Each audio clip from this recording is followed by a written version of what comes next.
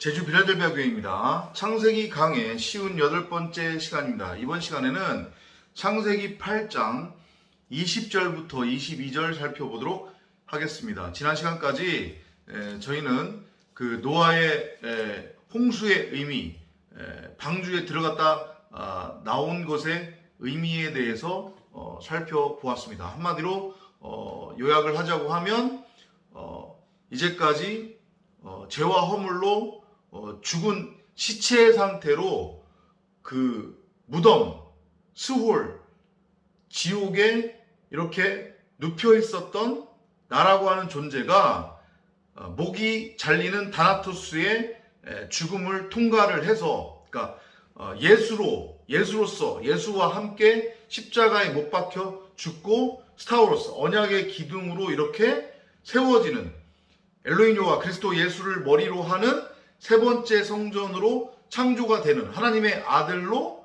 독생자로 태어나는 그 그림을 그려주고 있는 것이, 그래서 내가 전능자를 나타내는 분석된 말씀, 진리의 말씀, 거룩히 여김을 받는 하나님, 곧 하나님의 이름이 된 상태, 그게 방주 사건의 내용이다 라고 그렇게 우리가 나눠 보았습니다. 이제 새하늘과 새 땅으로 내가 세워진 거죠.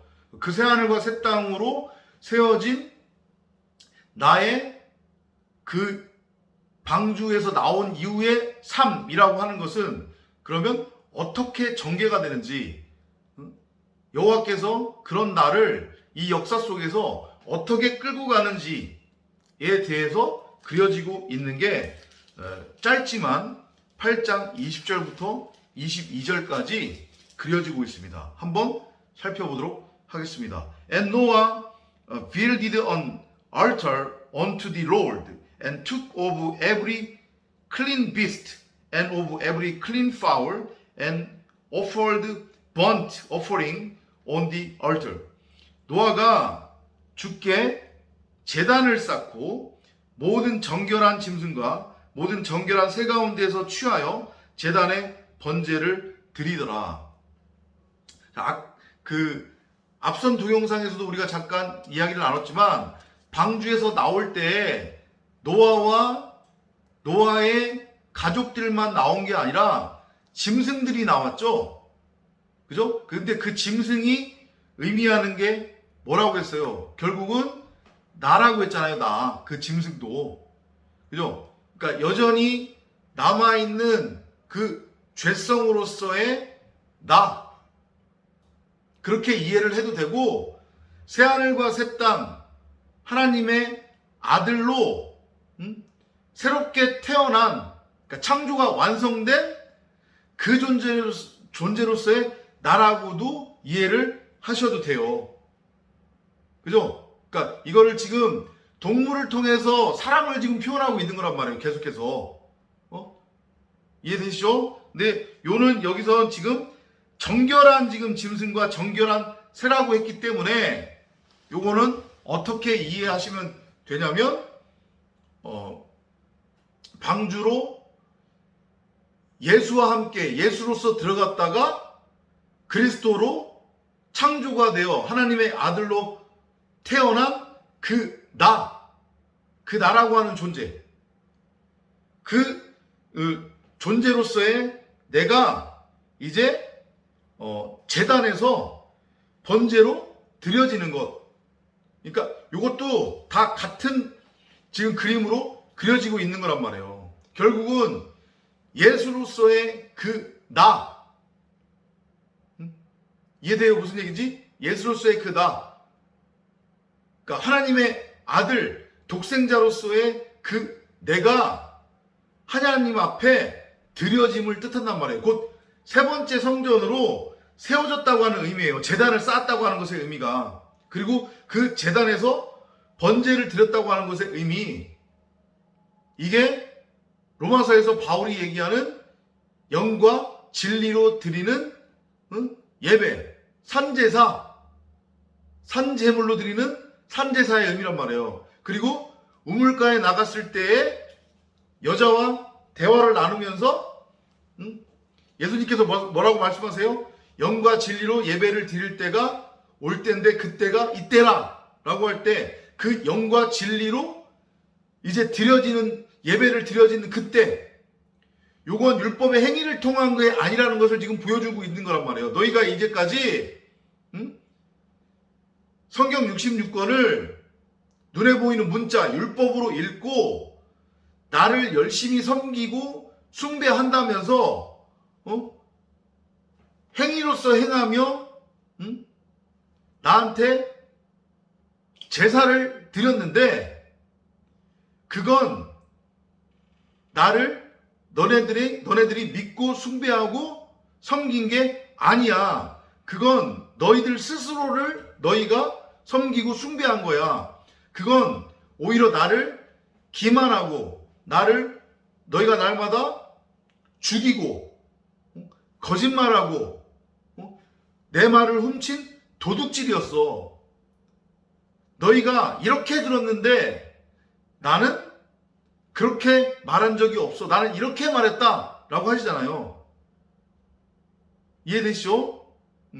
그런데 이제 그 내 멋대로 선악을 알게 하는 지식나무의 열매로 따먹었던 성경 66권이 이제까지는 그렇게 윤리나 교훈이나 도덕이나 율법, 세상 사는 지의 삶의 적용 지침으로 읽혀져서 이걸 내 삶에 적용해서 나의 삶의 가치를 추구하겠다고 그렇게 내가 죽은 시체로 하나님 흉내를 내며 살고 있었지만, 이제 비로소 휘장이 위에서 아래부터 찢어지고 방주의 문이 열리면서 내 목이 잘려나가고, 그래서 그 율법의 예수로서의 내가 다나토스로 죽고 이제 진짜 내가 드러나는 거잖아요.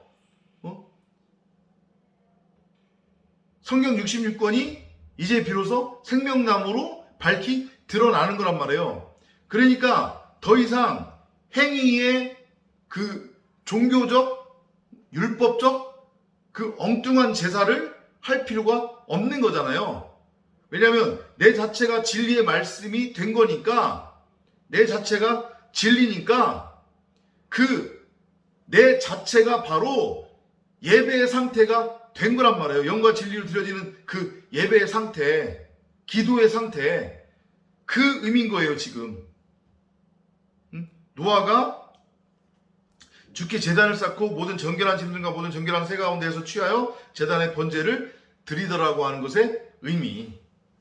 세 번째 성전으로 완성된 그 나를 뜻하는 거예요. 그 내가 바로 하나님께 온전하게 드려지는 11조 제물이며, 그리고 그러한 진리의 말씀으로서의 새로운 피조물, 새로운 영, 진리의 말씀을 깨달은 그 내 자체가 바로 영과 진리로 드려지는 예배, 혹은 영과 진리로 예배를 드리기 위해 하나님에 의해서 준비되어진 어린 양, 온전한 11조 독생자라고 하는 그런 의미예요. 아담이란다. 노아가, 여러분이나 저가 비로소 그렇게 성전으로 세워졌음을 말씀을 하는 거란 말입니다. 21절이에요. And the Lord smelled a sweet savour. 안 넘어가네요. And the Lord said in his heart, I will not again curse the ground anymore for man's sake, for the imagination of man's heart is evil from his youth. Neither will I again smite anymore everything living as I have done.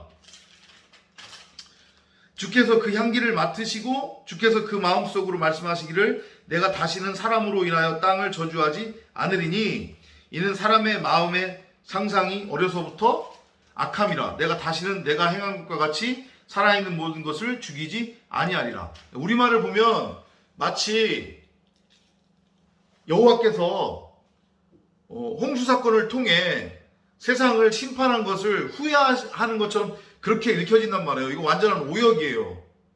그런 의미가 아니란 말이에요. 하나님이 후회하시는 분이에요? 아니잖아요. 그런 의미도 아닐 뿐더러 주께서 그 향기를 맡으시고 라고 하는 것의 의미는 뭐냐면 이 향기를 맡다라고 하는 것의 히브리어 이 단어가 뭐랑 의미가 같냐면 노아흐하고 의미가 같아요. 그러니까 위에서 한 얘기하고 같은 얘기예요. 한마디로 얘기하면 노아를 산재물로 받으셨다는 얘기거든요. 그죠? 근데 여호와께서 피조물을 제물로 받으실 수는 없잖아요. 아니, 받으실 수 없는 게 아니라 받는 분이 아니시잖아요. 이게 무슨 의미냐면 앞서서 설명드렸지만 세 번째 성전으로 세워진 노아로서의 에클레시아, 교회 성도, 바로 여러분, 율법에서 진리로 넘어간 에클레시아, 성도, 교회로서의 여러분을 통해서 영광을 받으신다는 얘기예요. 하나님께 영광이 된다고 하는 것의 의미, 하나님 입장에서의 영광은 그거 말고는 없는 거예요. 노아가 지금 세 번째 성전이 된 거잖아요. 그죠? 그러니까 그게 하나님 입장에서의 기쁨이고 그게 하나님 입장에서의 바로 영광이란 말이에요.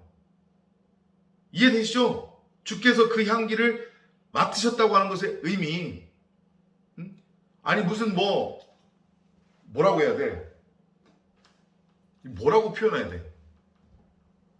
무슨 하나님이 무슨 저기 만화 영화에나 나오는 듯한 그런 삼류, 무슨 귀신도 아니고 짐승 잡아서 제사 지냈더니 그 향기 냄새 맡으시고 좋다 맛있다 이런 게 아니잖아요 지금. 그죠? 무슨 의미인지 이해되시죠?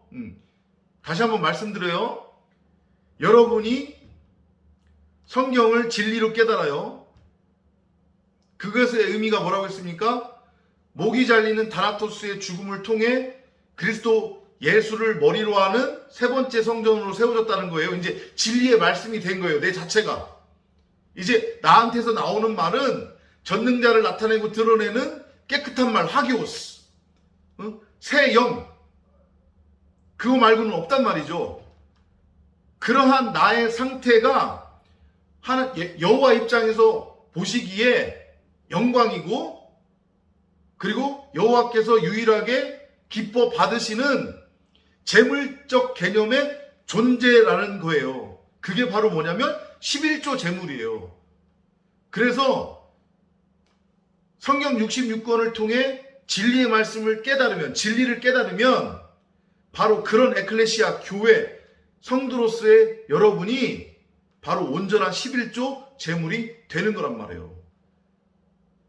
첫 열매로 맺혀진 거니까 말씀에 의해. 이해되셨나요? 무슨 의미인지? 그렇게 이해를 하시면 됩니다. 그 마음 말씀하기를 내가 다시는 사람으로 인하여 땅을 저주하지 않으니. 자, 여기서 땅은 어떤 땅이에요? 나잖아요, 나. 근데 이 땅이 어떤 땅이에요? 이건 옛 하늘과 옛 땅이 아니잖아요. 그죠? 왜냐하면 방주로 들어가서 예수와 함께 예수로서 목배임 당해서 죽고 지금 독생자, 진리의 말씀, 하나님의 아들로 지금 창조가 완성된 거잖아요. 태어난 거잖아요. 위로부터 나아진 거잖아요. 새하늘과 새 땅이 됐으니까 이 새하늘과 새 땅은 더 이상 율법에 매여있는 옛하늘과 옛 땅이 아니잖아요. 그죠? 그러니까 이 땅은 하나님의 저주 아래 있을 수가 없어요. 하나님이 더 이상 이 땅을 저주할 필요도 없는 거고. 무슨 의미인지 이해되시죠? 그러니까 바울이 얘기하는 거예요. 믿음으로 말미암아 구원받은 자는 더 이상 율법 아래 있지 않는단 말이에요. 율법이 그를 주장하지 못하는 거예요. 이해되시죠? 그런데 똑같은 얘기지만 하물며 내가 내 입장에서 진리를 깨달았다. 진리를 깨닫고 있다. 세 번째 성전으로 지어져 가고 있다. 라고 하면서 어떻게 내가 다른 사람들을 똑같은 얘기지만 선악의 율법, 윤리, 도덕, 잣대를 들이대서 정죄하고 심판하고 판단할 수 있으며 또 세상을 또 그렇게 선악의 시선으로 바라볼 수 있냔 말이에요. 그건 하나님의 마음이 아닌데, 그건 하나님의 말씀이 아닌데, 이거 명심하시기 바랍니다, 여러분들. 여러분들의 상태를 점검하세요, 반드시. 내가 새하늘과 새 땅인데 어떻게 옛하늘과 옛 땅의 말, 옛하늘과 옛 땅의 시선으로 다른 사람들을 정죄할 수 있냔 말이죠. 어렵지 않잖아요. 그죠? 이제 새로운 피조물, 새로운 영을 받은 독생자, 그리스도 예수로서의 하나님의 아들들, 성도, 에클레시아, 교회, 세 번째 성전은 더 이상 이 율법 세상에 속하지 않기 때문에 하나님의 저주 아래 있지 않아요. 율법의 저주 아래 있지 않단 말이에요. 이제 자유해진 거예요. 완전한 해방이에요. 이 세상으로부터, 율법으로부터. 그 누구도 나를 율법으로 정죄하지 못한단 말이에요. 그럼 그렇다고 그럼 막 살아도 된다는 얘기냐? 그런 말은 하지도 말고요. 내가 새로운 피조물, 새하늘과 새 땅으로 세워졌는데 이제 하나님의 마음과 내 마음이 하나가 됐는데, 곧 내가 하나님인데, 내가 하나님이 되었는데, 내가 하나님의 눈이 되었는데, 하나님의 눈을 갖게 되었는데, 또 어떻게 그런 말도 안 되는 소리를 할 수 있냔 말이죠. 그죠? 이해되셨죠? 여러분은 이제 율법으로부터 완전히 해방됐어요. 그 누구도 여러분들을 율법으로 정죄하거나 판단하거나 심판하지 못한단 말이에요. 누군가가 여러분들을 율법으로 정죄하거나 심판하거나 판단한다고 하면 그의 입만 더러워질 뿐이에요. 아셨죠? 자유하시기 바랍니다. 그 말씀을 하는 거고요. 사람의 마음의 상상력이 어려서부터 악함이라. 이게 아까 전에 말씀드렸던 그거예요. 방주에서 나올 때 짐승들도 같이 나왔잖아요. 그죠? 근데 분명히 나는 새하늘과 새 땅, 세 번째 성전으로 지금 세워졌단 말이에요. 근데 짐승이 같이 나왔어요. 이게 이 말씀이에요, 지금. 그럼에도 불구하고 우리는 육체로서는, 바울도 그 얘기를 해요. 갈라디아서에서. 우리는 여전히 육신으로는 율법의 통제 아래 있고 싶어 하고 율법의 통제를 받는다고 그런단 말이에요. 그렇다고 우리가 구원받은 게 아니냐? 아니죠. 그죠? 구원받았어요, 분명히. 그런데 여전히 우리한테 그런 원죄적, 본능적 죄성이 끊임없이 드러난다는 얘기예요. 근데 이제 새하늘과 새 땅이 된 거잖아요. 그죠? 그거는 우리의 의지와는 상관없이 우리를 통해서 표출되는 죄성이란 말이에요. 원래 우리의 죄성. 태어날 때부터 악하다는 지금 표현을 하시잖아요. 여호와께서 무슨 말인지 이해되시죠? 그죠? 근데 더 이상 그것 때문에 우리가 하나님의 저주 아래 있는 게 아니라는 얘기예요. 율법의 저주 아래 있는 게 아니라는 얘기예요. 이해되시죠? 왜냐하면 나는 새 말을 받았으니까, 새 영을 받았으니까. 성경 66권을 내가 이제 66권을 통해 내가 이제 진리가 뭔지를 알고 깨달았으니까 율법으로부터는 완전히 해방된 거란 말이에요. 그래서 나의 원죄성하고는 그런 속성하고는 상관없이 나는 이제 새하늘과 새 땅으로 살아가는 거란 말이에요. 이 땅에서. 그게 내가 다시는 내가 행한 것과 같이 살아있는 모든 것을 죽이지 아니하리라, 그 말씀이에요. 로마서 얘기가 다 이 얘기잖아요, 결국은. 그죠? 성령의 법. 그것이 우리에게 주어진 새로운 영, 새로운 피조물에게 주어진 진리의 말씀이란 말이에요. 더 이상 우리는 율법 아래 있지 않다. 같은 얘기입니다, 다. 그죠? While the earth remains, seed time and harvest and cold and heat and summer and winter and days and night shall not cease. 땅이 있는 동안에는 씨 뿌리는 시기와 추수하는 시기와 추위와 더위와 여름과 겨울과 낮과 밤이 그치지 아니하리라 하시더라. 이것의 의미는 이제 쉽게 여러분들이 이해를 하셔야 돼요. 뭐예요? 새하늘과 새 땅으로 세워진 게 맞지만, 그죠? 여전히 완전한 완성의 개념은 아닌 거예요. 어찌됐건. 왜냐하면 죄성이 여전히 드러나고 있기 때문에. 그죠? 그런 부분이 하나가 있고, 그 다음에 나만 새하늘과 새 땅으로 세워지면 그걸로 끝이에요? 아니잖아요. 수많은 영혼들이 있잖아요. 지금 아직도 자기가 스스로 하나님이라고 여기면서 자기 안에 심겨져 있는 생명나무를 보지 못하고 죄와 허물로 죽은 시체로 짐승으로 살아가고 있는 수많은 영혼들, 자기가 죽은 줄도 모르고 이 땅에서 왕노릇하고 있는 수많은 영혼들이 있잖아요. 그들 각자한테 무드살라의 해가 주어지는 거예요. 그리고 여호와께서는 끊임없이 이 역사를 7일 단위 70일회로 돌리면서 반복해서 창조를 이어가고 계시는 거란 말이에요. 단 한 사람이라도 카인에서 에녹으로 건져내기 위해 당신의 아들 독생자로 낳기 위해 산고의 고통을 지금 견뎌내고 있으신 거란 말이에요. 여호와께서 지금도 일하고 계시단 말이에요. 어제나 오늘이나 내일이나 동일하게 창조를 통해 내가 너희들을 내 아들 곧 나를 드러내고 나타내는 독생자 진리의 말씀 성전으로 세우시겠다고 하는 하나님의 확증으로 여러분들이 8장 22절을 이해하시면 될 것 같습니다. 하나님이 우리를 낳은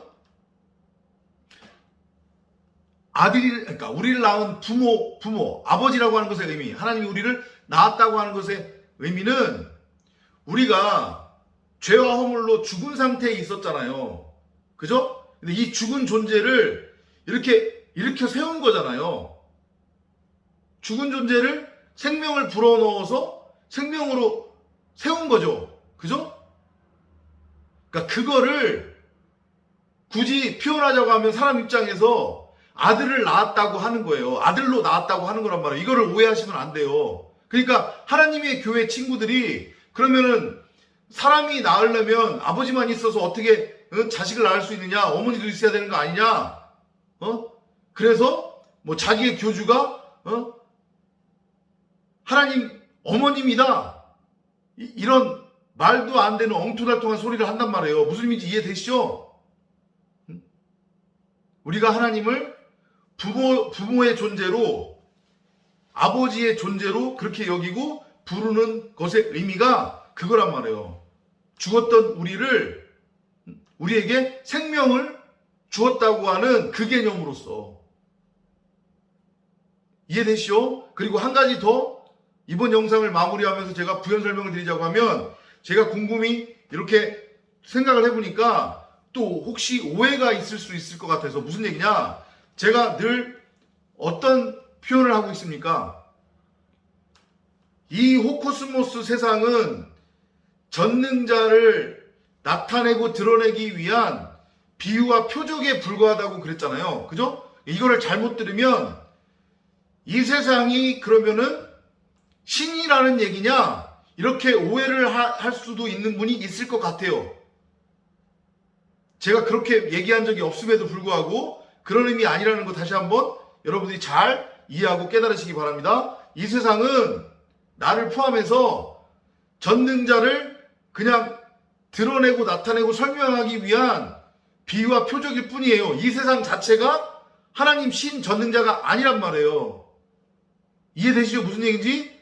그리고 성경이 말하는, 제가 설명드리는 바로 진리를 깨달으면 진리를 깨달은 우리 자체 에클레시아 성도 교회가 바로 하나님이고 엘로힘 여호와 그리스도 예수라고 하는 것의 의미도 마찬가지예요. 그 의미도 그러면 우리가 신처럼 그 신의 존재가 된다는 얘기냐, 신이라는 얘기냐, 이 얘기를 하는 게 아니란 말이에요. 범신론으로 여러분들이 오해를 하시면 안 돼요. 전능자를 드러내고, 오늘도 제가 초반부에서 설명드린 것 같은데, 전능자를 드러내고 나타내기 위한 말씀이라는 얘기예요. 근데 그 말씀을 성경이 전능자가 뭐라고 부르냐면 엘로힘, 디오스, 하나님, 신이라고 부른단 말이에요. 그런 의미에서 성도 교회가 바로 하나님이고 엘로힘이고 신이다. 그렇게 이해를 하시면 됩니다. 저는 범신론을 얘기한 적이 없으니까 오해 없으시기 바랍니다. 다음 시간에 또 찾아뵙도록 하겠습니다.